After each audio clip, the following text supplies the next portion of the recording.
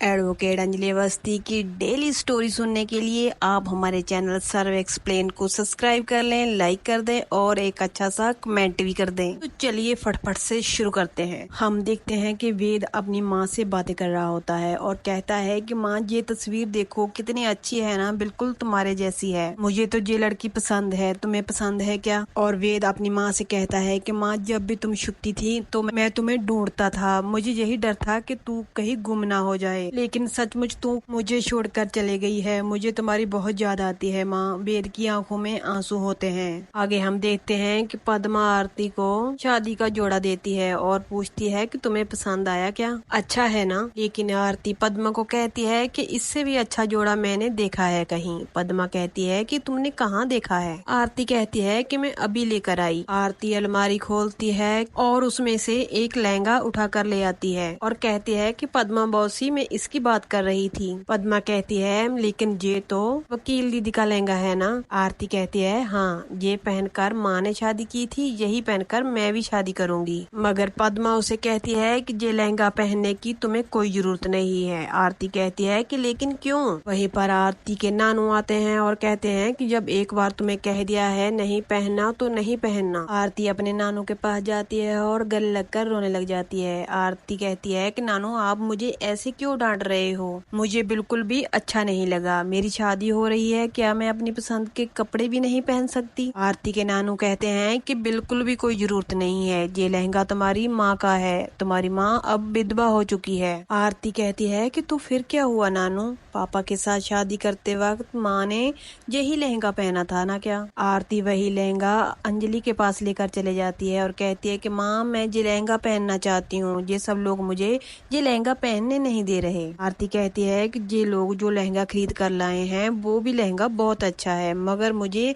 ये उससे भी ज्यादा अच्छा लगता है। तभी वहाँ पर एक फोन कॉल आती है और आरती फोन कॉल उठाने के लिए कली को कहती है और वो अपनी माँ से बार बार पूछती है कि माँ तुम बताओ ना, जे मैं लहंगा पहन लूं। आरती का फोन कली उठाती है। वो फोन कॉल वेद की होती है। वेद कहता है कि मैं अपनी माँ की फोटो के सामने खड़ा हूँ और मैं उनसे तुम्हारे बारे में ही बातें कर रहा हूँ। और वेद कहता है कि मैं तुमसे आई लव यू कहना चाहता हूँ, मगर कली कहती है कि आप कौन? वहीं पर वेद भड़क जाता है और कहता है कि तुम कौन हो, तुम आरती का फोन क्यों उठा रही हो? कली घबरा जाती है और कहती है कि माफ कीजिए। वो आरती को उसका फोन पकड़ा देती है। आरती फोन पकड़ती है और हेलो कहती है। वेद कहता है तुम पागल हो क्या, तुम्हारा फोन किसने उठाया है? आरती कहती है कि क्या हुआ? वेद कहता है अरे कुछ नहीं, मगर वो है कौन? आरती कहती है कि वो हमारे घर की ही बेटी है। वेद कहता है कि मगर मैंने उसे कह दिया था। आरती कहती है कि अरे तुमने क्या कह दिया था, खुलकर बताओ ना। वेद हिचकिचाता है और कहता है कि वही जो मैंने अपनी माँ की फोटो के सामने खड़े होकर कह दिया था। आरती कहती है मगर तुम मुझे बताओ तो सही। वेद कहता है कि वही आई लव यू। आरती को सुनकर बहुत ही अच्छा लगता है और वेद कहता है कि मैं दिल्ली पहुंचने वाला हूँ और फिर हम आमने सामने बैठकर बातें करेंगे, और फोन कट कर देता है। तो फिर क्या, आरती का ये सुनकर खुशी का ठिकाना नहीं रहता। वो झूमती है, वो सबको बताती है कि मुझे पहली बार किसी लड़के ने आई लव यू बोला। आरती अंजलि के सामने जाती है और कहती है कि बस मैं अब यही लहंगा पहनूंगी, और अपनी माँ अंजलि से कहती है कि मम्मी आपसे पापा बहुत प्यार करते थे ना, ये लहंगा आपको पापा ने ही लेकर दिया है ना? आरती कहती है कि माँ आप एक बार पलकें झपका दो, मैं समझाऊंगी कि तूने मुझे हाँ कर दी है। वहीं पर अंजलि पलकें झपका देती है। आरती खुश हो जाती है और सबको बताती है कि अब मैं यही लहंगा पहनूंगी, माँ ने मुझे परमिशन दे दी है। आगे हम देखते हैं कि एडिटर के पास पंकज पुरोहित आता है और कहता है कि मैंने कहा था ना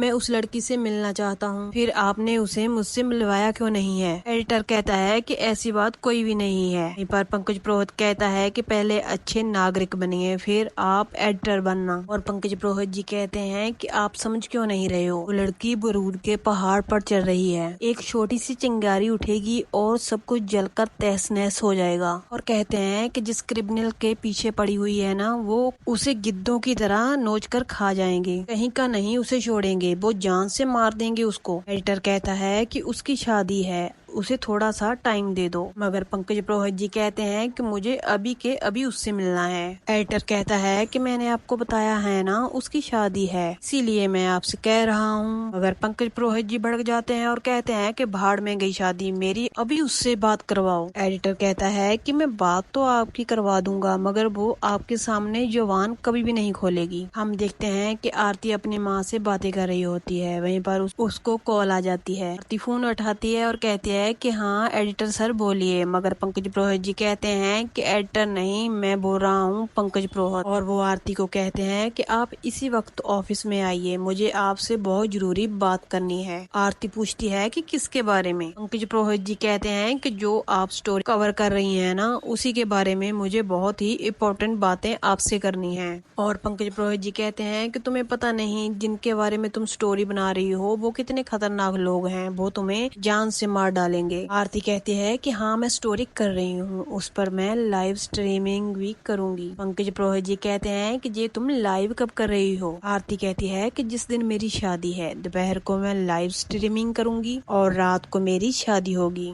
पंकज पुरोहित जी कहते हैं कि क्या आप पागल हो गई हैं, दोपहर को आप लाइव होंगी और रात को शादी।